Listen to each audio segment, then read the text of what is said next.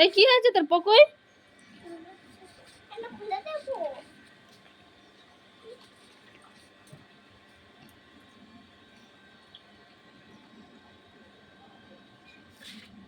Panda ভালো করে পরে নে।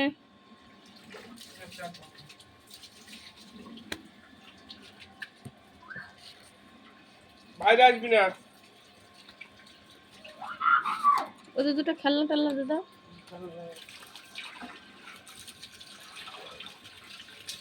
এই বাইরে কাট আছে, তুই মাথায় দে ওখানে।